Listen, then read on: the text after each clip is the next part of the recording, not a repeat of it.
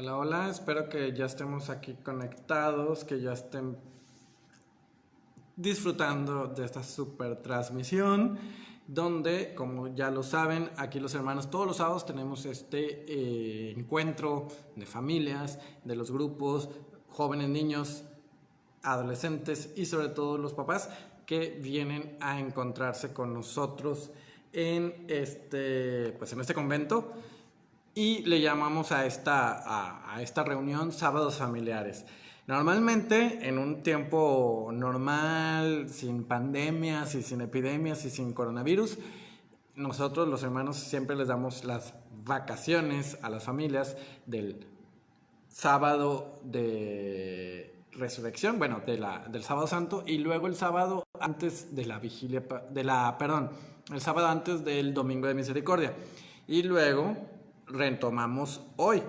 Entonces, pero bueno, en este tiempo que son los nuestros, que estamos en medio de esta crisis, y estos tiempos difíciles que son los nuestros, estamos intentando llevar adelante estos encuentros a través de las redes sociales. Así que bueno, pues muchas gracias por seguir esta transmisión. El tema que, que corresponde hoy era el buen pastor, el capítulo 10 del Evangelio de Juan, pero en la última parte, es decir, en la afirmación que vamos a tener ahorita, el Padre y yo somos uno.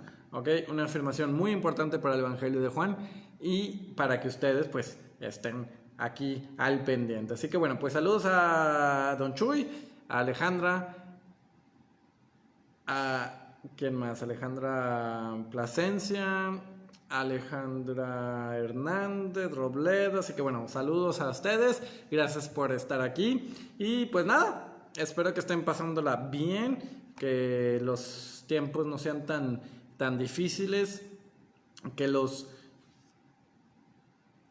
encerrados en casa sea en medio de la convivencia, que nos podamos llevar bien en casa, que no estemos tan cansados y sobre todo que no sea tan difícil para los niños y las personas adultas. Pues sí, todavía nos tenemos que cuidar, todavía tenemos que estar al pendiente los unos de los otros y sobre todo poder erradicar este mal, esta pandemia que nos está pues amenazando a todos. Todos somos vulnerables, todos podemos ser propagadores o enfermarnos y propagar este virus. Entonces, bueno, pues saludos al padre Sajid, que andaba apareciendo, a Ana Saldívar, Vivi Flores, y bueno, y espero que también hayan disfrutado de la hora santa que nos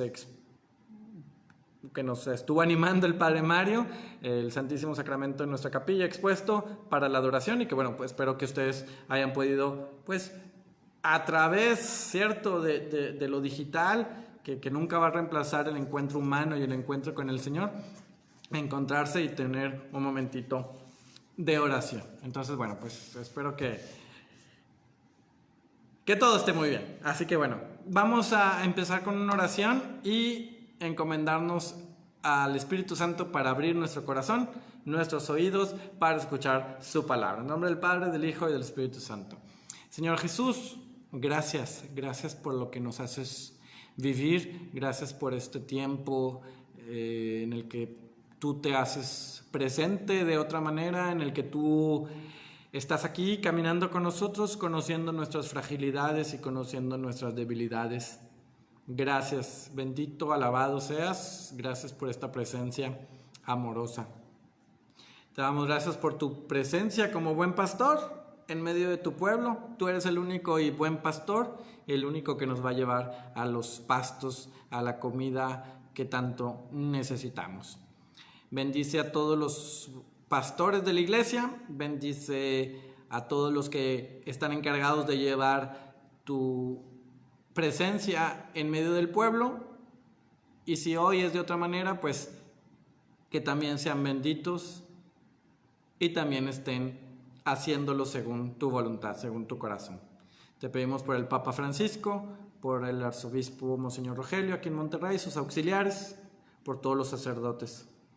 Te pedimos especialmente por todos los enfermos de este coronavirus, los que están en los últimos momentos agonizando y también por todas las personas que los cuidan, el personal de salud, enfermeras, camilleros, doctores, técnicos de la salud, todos ellos, Señor, bendícelos con tu presencia, protégelos con tus ángeles y danos siempre tu presencia. Nunca olvidar que tú estás en medio de nosotros. En nombre del Padre, del Hijo y del Espíritu Santo.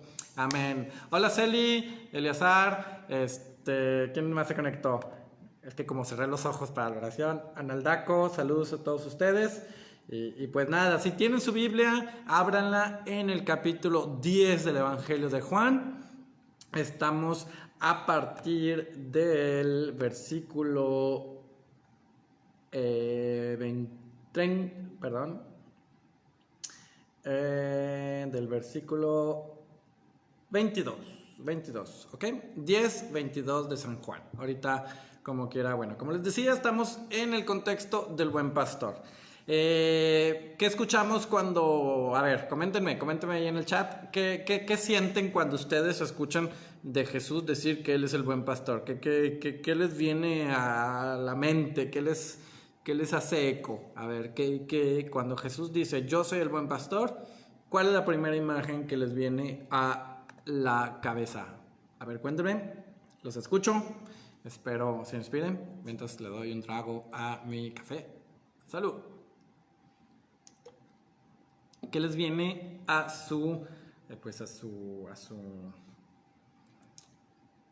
corazón cuando escuchan de Jesús que Él es el buen pastor? Karina Alicia dice nuestro guía. Pues sí, muy bien, porque el pastor nos conduce a las fuentes. Gerardo Dávila, saludos. A ver, Gera, dime, ¿qué te hace pensar Jesús diciendo yo soy el buen pastor? ¿Qué piensan? Que nos cuida, que nos guía. Muy bien, Alejandra. Sí, prácticamente es ese contexto en el que estamos de la guía, el guía, aquel que nos está conduciendo. ¿Ok?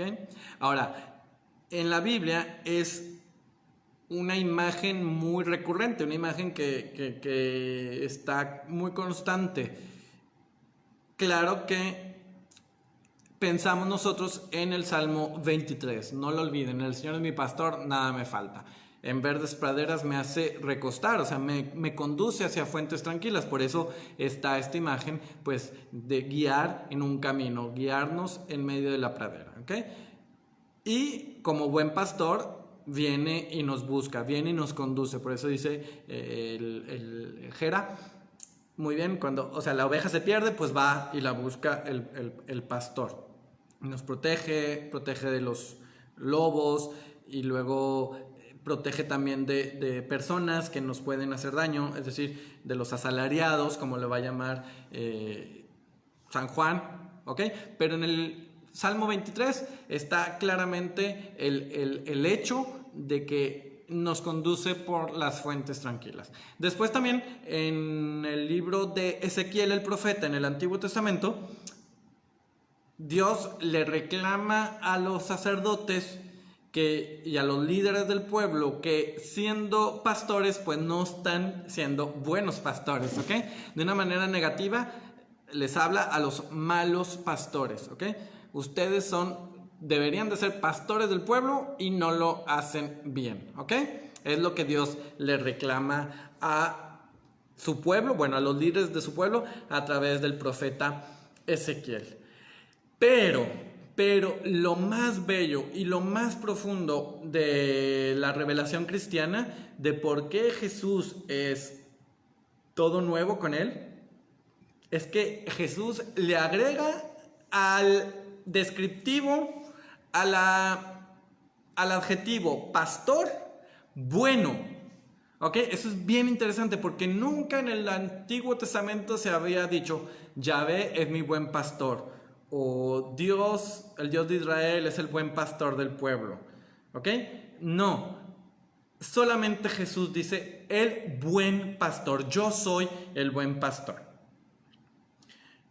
Y ese es el primer punto. Y segundo punto, no nada más es buen pastor, sino es el único descriptivo, el único misterio de Jesús donde Jesús mismo le agrega un calificativo. ¿Y qué calificativo? Es el bueno. Me explico. Por ejemplo, él va a decirle a sus discípulos: yo soy la viña, ustedes son los sarmientos. Pero no dice: yo soy la buena viña y ustedes los sarmientos. O no dice yo soy la luz del mundo, no dice yo soy la buena luz del mundo. No, simplemente dice yo soy la luz del mundo. O lo que le dice a Marta y a María frente a Lázaro, bueno, al sepulcro de Lázaro, su hermano, cuando está la puerta sellada, la pared, o sea, con la piedra sellada, no le dice yo soy la buena resurrección y la buena vida. No, yo soy la resurrección y la vida. A los discípulos otra vez les va a decir yo soy el camino, la verdad y la vida. No les dice yo soy el buen camino, yo soy la buena vida. Se vería chistoso Jesús decirnos yo les vengo a aportar la buena vida. No, solamente del pastor Jesús dice ser el buen pastor. Es el único de todos los misterios que da Jesús, de todos los que llamamos las presencias, los yo soy de Jesús en el Evangelio de Juan, porque hay muchos. Al único que le agrega buen es al misterio del pastor. ¿Ok? Y eso es bien interesante. Esa es la originalidad que nos trae Jesús. Recuerden que con la llegada de Jesús se cumplen todas las profecías y al mismo tiempo las lleva más lejos. Lo que el Salmo 23 había dicho, que el Señor es nuestro pastor, que Yahvé es nuestro pastor, pues solamente Jesús sí lo cumple. Jesús es el pastor prometido, pero Dios es sobreabundante y no solamente nos envía un pastor, nos envía un buen pastor. ¿Ok? Eso para que lo tengamos en mente y sobre todo nos admiremos del misterio de Cristo que Él nos trae. Bueno, ahora, el buen pastor. Pensamos pues en los guías de la iglesia, en los obispos, pensamos en el Papa, que es pastor de la iglesia, pero ustedes, bueno, tú que estás ahí, que estás del otro lado del celular, tú que estás viendo esta transmisión, estas 42,000 personas que están viendo esta transmisión, se dan cuenta que también ustedes, tú, eres buen pastor, que tú también estás llamado a llevar a otros a Jesús, que tú también eres guía para llevar a otros a Jesús. Se nos olvida. Un papá o una mamá, su primera responsabilidad con los hijos es guiarlos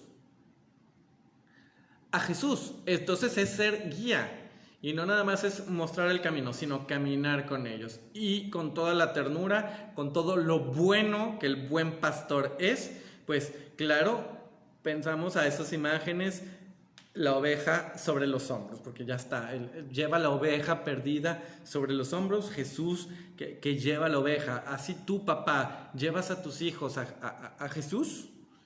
Mamá, en estos días en los que tienes que estar guardada con tus hijos y entretenerlos y ayudarlos a hacer la tarea y que suban calificaciones, bueno, que suban sus tareas, sus proyectos para que la maestra los califique y acompañarlos y ser creativo, ¿todo eso lo estás haciendo porque Jesús te lo está pidiendo o solamente por obligaciones maternas?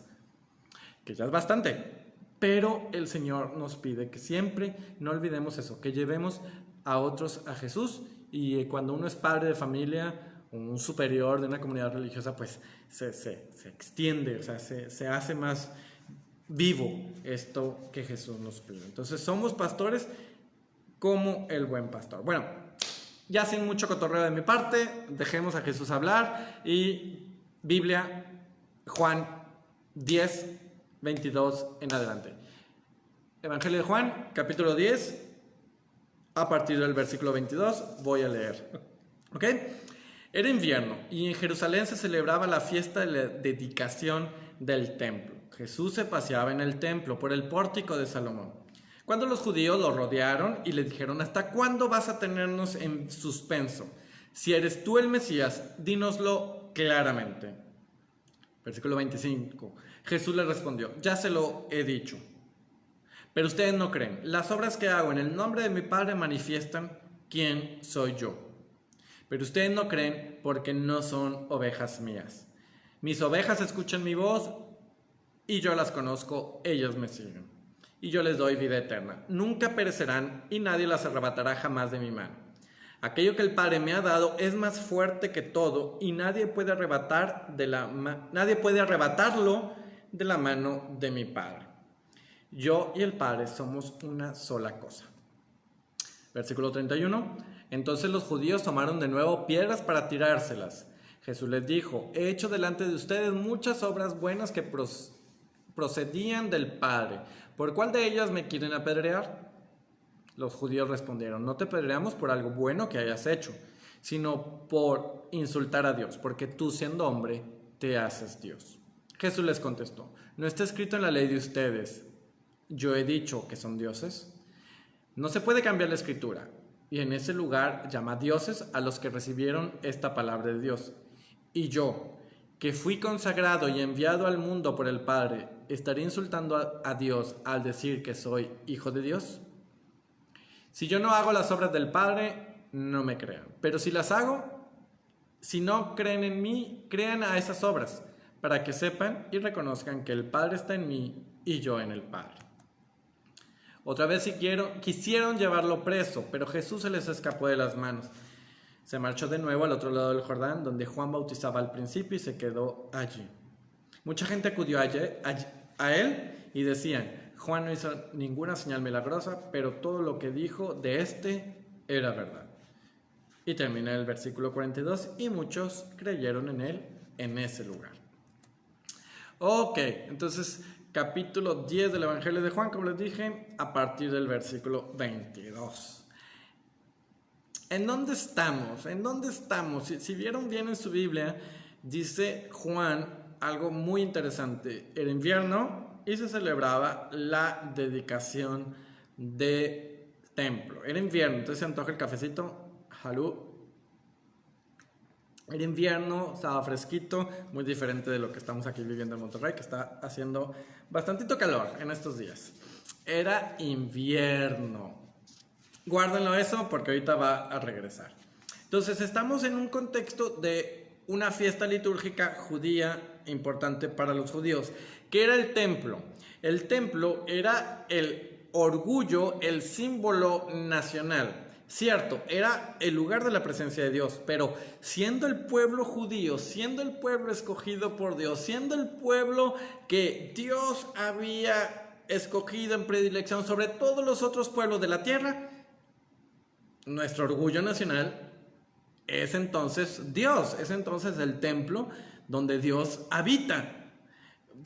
Piensen, pónganse en la mentalidad de un judío por un segundo. Yo, judío, si yo soy judío, mi orgullo es ser el pueblo escogido. Y mi orgullo entonces es el templo que Dios nos mandó construir aquí en nuestra ciudad, en Jerusalén.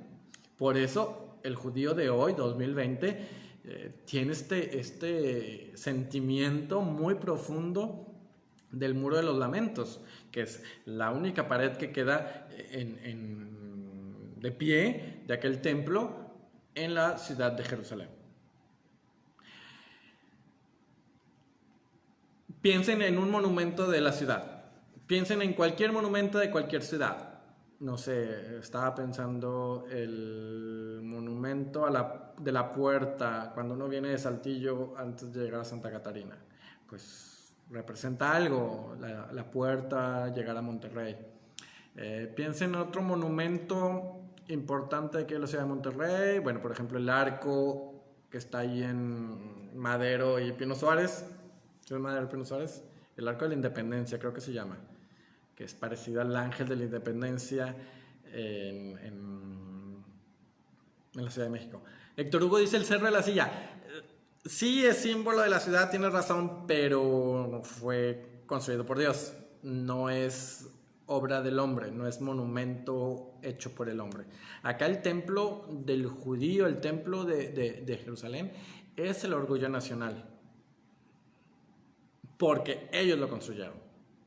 El Arco del Triunfo en París, por ejemplo, el Coliseo Romano, el Monumento a la Madre, la Diana Cazadora, ¿Qué más? La Plaza de Toros de Madrid. Piensen en esas construcciones del hombre que son orgullo y símbolo de una ciudad. ¿Ok? Así está. Así está en el judío, pero a la potencia infinita. La muralla china, saludos a China, por cierto. Sí, o sea, son representaciones de la ciudad, del pueblo, del país, pero son orgullo del pueblo. Imagínense que alguien venga a pintarrajear un monumento. De hecho, lo han hecho y nos indigna. Bueno, ok, tengamos esto. Ahora, el templo de Jerusalén en el Antiguo Testamento, alrededor del año 167 a.C., llegan los griegos, invaden Jerusalén, se meten a Jerusalén, peor aún, se meten al templo, peor aún, no nada más se meten al templo, lo cual para un judío era impensable, porque los paganos, los extranjeros, los infieles no pueden entrar al templo. Tenían una parte afuera, un patio para ellos, pero entran al templo y lo peor que pudiera pasar, ofrecen un sacrificio a un dios pagano, Zeus, en el templo. Imagínense un sacrificio azteca en una capilla católica. Imagínense un sacrificio humano de rito, no sé, andino en la Basílica de Guadalupe en la Ciudad de México. Nos indignaría. Sería una profanación enorme. Imagínense, no sé, que alguien esté leyendo las cartas, por decir así como un culto, en una mesita ahí en la Catedral de San Patricio, en Nueva York. O una escultura, un calendario azteca con muchas velas, mucho incienso en la Basílica de San Pedro en Roma. Y sí, Héctor, claro, mencionas lo de la Pachamama, porque estuvo delicado el tema. Bueno, no quiero entrar en detalles para avanzar, pero entonces en este año 165 a.C. profanan el templo los griegos, haciendo este sacrificio a Zeus allí en el templo dedicado al Dios de Israel, al Dios Yahvé. Por eso profanan el templo. Y unos años después, en el 164, los macabeos, todo esto está en el libro de Macabeos 1 y 2, en Judas Macabeo, en el Antiguo Testamento, no confundir con Judas Tadeo ni con Judas Iscariote, otro Judas, Judas Macabeo, en el año 164, entra al templo, se lo reapropia, se lo vuelve a hacer propio del pueblo de Israel, lo vuelve a hacer suyo, limpian todo mugrero que había allí, limpian toda escultura, todo ídolo pagano, para volverlo a consagrar a Dios, para decir, no, este templo, esta construcción, estas paredes se fueron dedicadas a Dios y por eso lo vuelven a dedicar, lo vuelven a consagrar a Dios, lo vuelven a renovar, ¿ok? Eso es bien importante, esa es la fiesta de la dedicación del templo, ¿ok? Un templo dedicado de nuevo a Dios. ¿Ok? Y entonces en esta fiesta judía es que está Jesús, que está allí Jesús en el templo. Pues estaba allí celebrando con todos los demás. Y allí es que Jesús dice la revelación del buen pastor. Pero los judíos llegan y le preguntan a Jesús, bueno, ya dinos, ¿eres tú el Hijo de Dios? ¿Eres tú el Mesías? ¿Sí o no? ¿Hasta cuándo vas a tenernos en vilo? ¿Hasta cuándo vas a tenernos en suspenso? Y Jesús les dice, bueno, es que ¿desde cuándo les estoy diciendo esto, pero ustedes no creen? ¿Y por qué no creen? A ver, ¿por qué no creen? ¿Por qué los judíos no creen en Jesús? Jesús mismo lo dijo, porque ustedes no son de mis ovejas. Por eso, porque ustedes no son de mis ovejas, no creen en mí, no quieren creer en mí. Juan siempre va a mencionar a los judíos como obstinados en su idea, no queriendo recibir el misterio de Jesús, y ese es el gran pecado para el Evangelio de Juan, el no querer creer en Jesús. No solamente el no creer en Jesús, es el no querer creer. Es la obstinación de la falta de fe. Es no creo y no quiero creer. Y eso Jesús les dice, ustedes por eso no creen, porque no son de mis ovejas. Y no son de mis ovejas porque no quieren creer en mí. ¿Desde cuándo les he dicho que sí soy el Mesías? Ok, ahora, Pero ¿por qué Juan menciona que estamos en la dedicación del templo? Pudo haber sido un detalle, pues sí, o sea, como que para que nos ubiquemos, o solamente era un detalle cronológico. No. ¿Se acuerdan, por ejemplo, en lo del Evangelio de Juan, nada es detalle? Cuando Juan dice que en Caná eran 6 tinajas de piedra, es porque eran muy importantes ese simbolismo. Porque dice que son 153 pescados en la pesca milagrosa de la resurrección. Muy importante. ¿Por qué aquí Juan dice que estamos en la dedicación del templo en este contexto de fiesta litúrgica? A ver, ¿por qué creen? Así para que se vea la marca. Bien padre. Cafecito. ¿Por qué? Porque estamos en presencia de la divinidad. El judío piensa, es su fe, es su cultura, es su religión. Dios habita en el templo. Y están pasando de largo sobre la presencia nueva y definitiva de Dios en medio de su pueblo. ¿Y quién es esta presencia nueva y definitiva de su pueblo? Jesús. Jesús es la presencia de Dios en medio de su pueblo. Ya no necesitan el templo físico, las paredes físicas. Ya el judío no debe de pensar en ese templo que, por cierto, un día se va a destruir en el año 70 después de Cristo. Ya no por los griegos, sino por los romanos. Y Jesús les dice, pues es que aquí estoy yo, la nueva presencia, el nuevo templo, el nuevo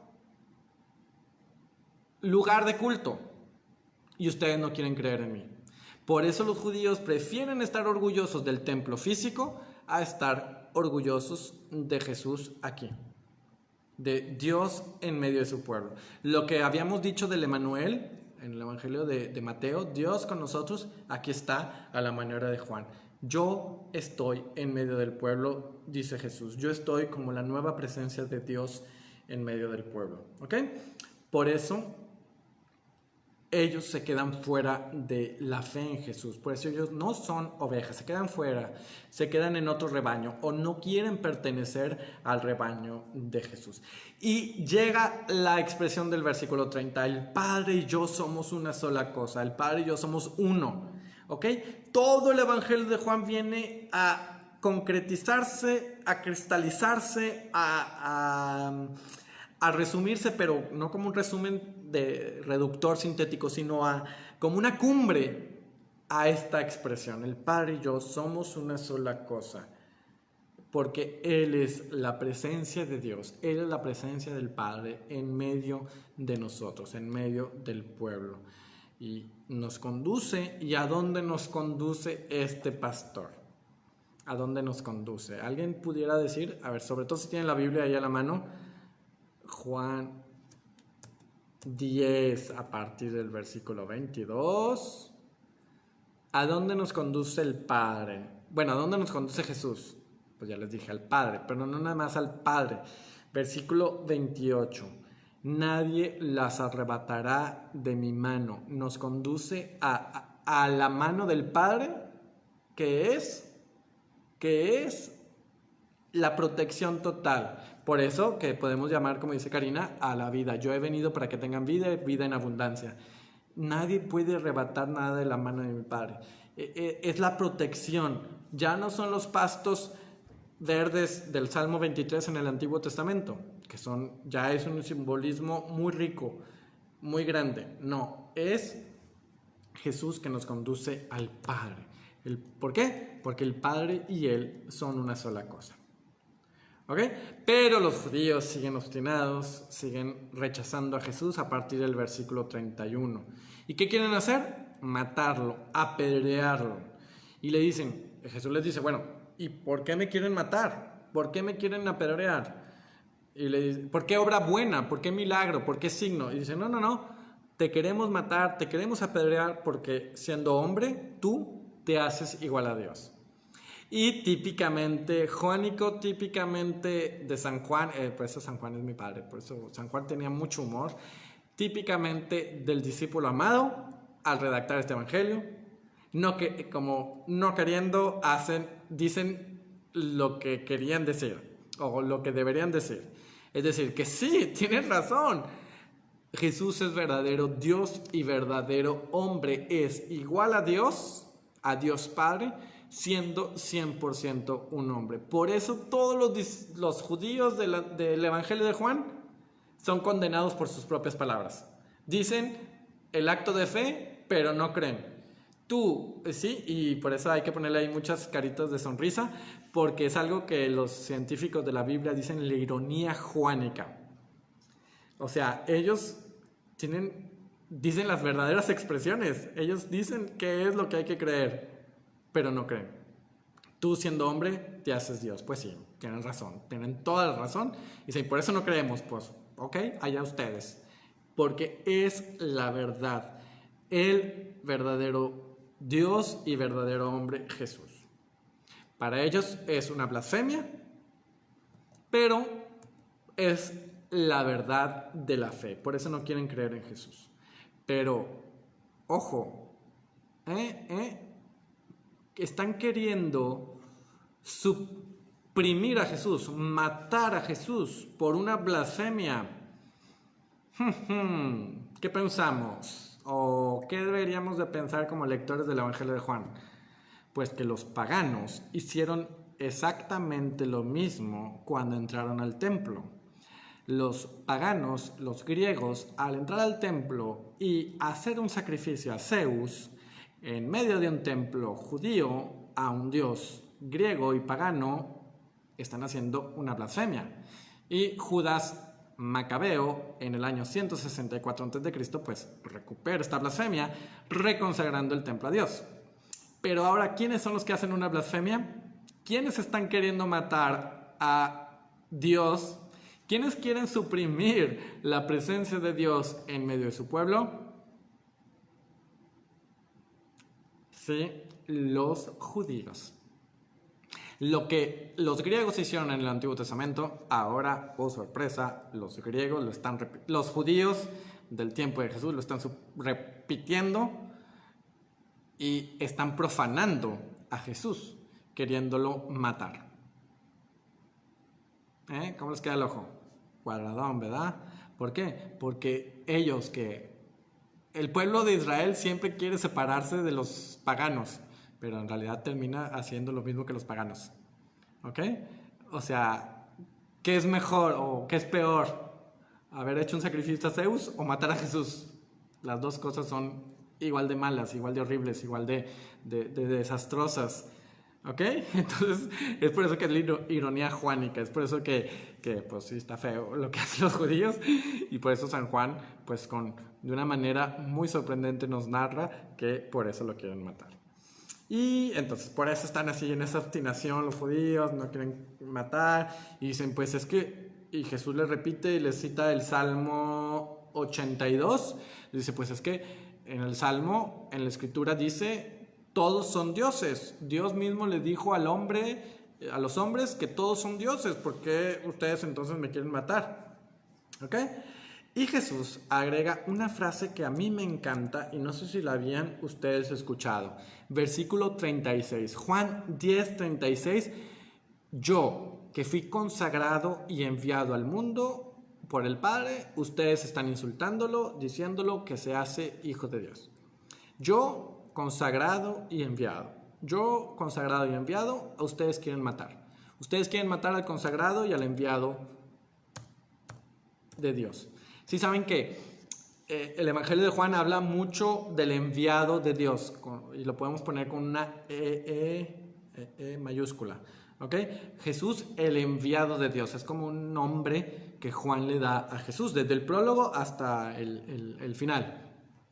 Pero aquí está genial, es que me emociona, porque Jesús dice ser el consagrado de Dios, el que Dios consagró a Jesús. Es único en el Evangelio de Juan. Lo va a repetir otra vez, pero eso lo veremos otro día. Es la primera vez que escuchamos que Jesús es el consagrado de Dios. Qué bonito, ¿no? Y nosotros que queremos ser religiosos, estamos consagrados a Dios. Un sacerdote está consagrado a Dios. Nosotros, ustedes, todos somos consagrados a Dios por el bautismo. Es decir, que le pertenecemos a Dios. Somos propiedad de Dios. Consagrado. El consagrado. Jesús el consagrado de Dios. Jesús, aquel que pertenece a Dios, que es de Dios, que es del Padre totalmente. Pero, ¿en qué piensan? Cuando Jesús dice yo, el consagrado de Dios, no están pensando los judíos o no se le está como Condorito haciéndose, yéndose para atrás o cachetada con guante blanco, como diríamos por aquí, en que la dedicación del templo es la fiesta de la consagración del templo. Los judíos consagran el templo profanado por los griegos con un sacrificio pagano, lo vuelven a consagrar a Dios, le vuelven a decir a Dios, Dios, Padre, Yahvé, te pertenece este templo. Pero no deja de ser un templo material, paredes físicas. Jesús es el nuevo templo consagrado por Dios. Él es la consagración. Él es el templo nuevo, definitivo y consagrado por Dios. Y los judíos, ¿qué hacen? Lo quieren matar. Ellos festejan la dedicación, la consagración del templo. Jesús les dice, yo soy el consagrado, el dedicado a Dios. Porque en Jesús es quien tenemos esta consagración total, Él de parte del Padre. ¿Ok? Esa expresión a mí me encanta. Juan 10:36. Jesús consagrado y enviado al mundo de la parte de Dios. ¿Ok? Entonces por eso es la nueva presencia de Dios. Y claro, pensamos en el 2 de febrero, la presentación del Señor al templo, la consagración del primogénito, toda esta background está presente. ¿Ok? Ahora, este dato me encanta, este dato me súper fascina. ¿Por qué Juan había dicho en el versículo 22 era invierno? Era invierno. Pues sí, porque la fiesta de la dedicación del templo se celebraba en el mes de Kislev. Kislev, ¿quién sabe cómo se pronuncia? No, yo soy ni estudioso de la Biblia, yo soy apasionado de la Biblia, pero de manera autodidacta. Pero el Kislev, no sé cómo se pronuncia, equivale a nuestro mes de diciembre. Entonces, y hay una fecha específica para el judío de esta fiesta de la dedicación del templo. Entonces es el mes 25 es el día 25 del mes de Kislev. Y si el mes de Kislev equivale a nuestro diciembre, ¿qué les hace pensar? ¿25 de diciembre no será acaso una fecha importante para los católicos? 25 de diciembre, ¿qué piensan? De hecho, quién sabe si lleguemos, ¿eh? No es cierto, sí vamos a llegar porque Jesús nos ama. ¿25 de diciembre no será una fecha importante para los católicos? Sí, a ver, nadie la comentó, ¿eh? Espero que sí sea importante para ustedes y que no nada más estén pensando en las posadas o en la tamaliza. No, el 25 de diciembre es la fecha que los primeros cristianos que tomaron para celebrar el día del nacimiento de Cristo. Porque los evangelios no lo reportan. Nunca un evangelio de los 4, sobre todo Lucas, que habla del día muy exacto, no dice que es el 25 de diciembre. Seguramente, o sea, sí fue más o menos por allí. Seguramente hay datos que sí fue por el invierno. ¿Ok? Pero el 25 de diciembre, entre otras opciones, entre otros motivos, lo escogen los primeros cristianos porque Jesús es la nueva presencia de Dios en medio de su templo, en medio de su pueblo, perdón.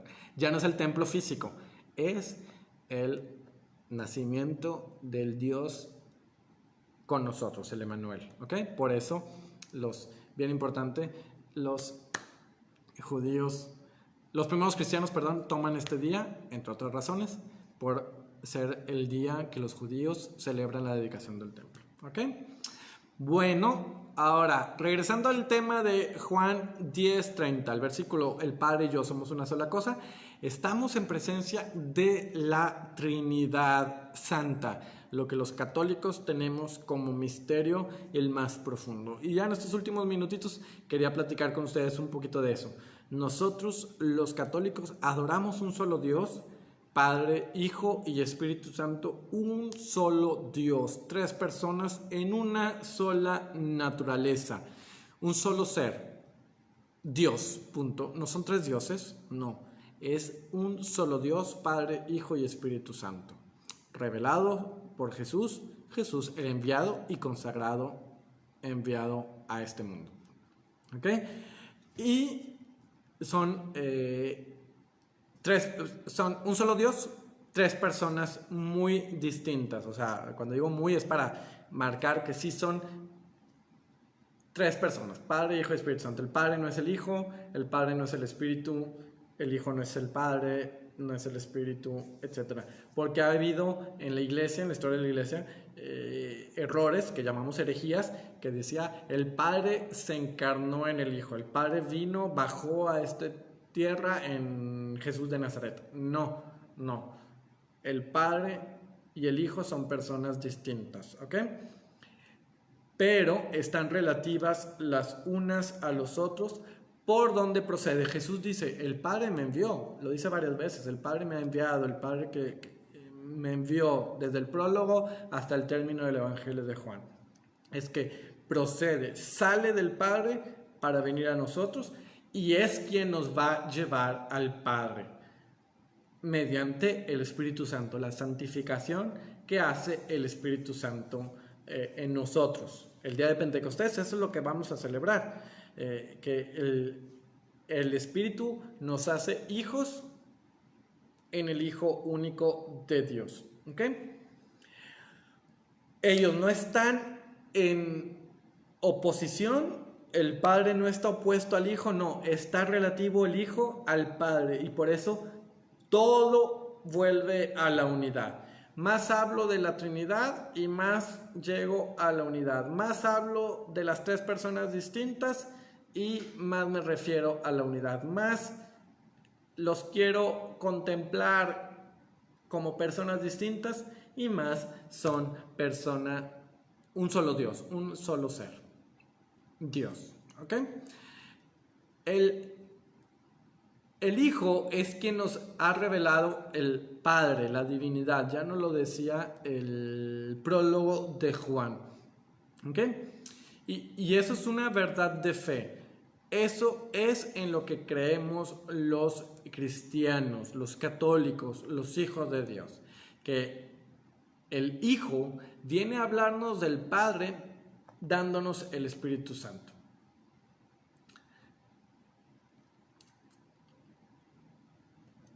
¿Ok?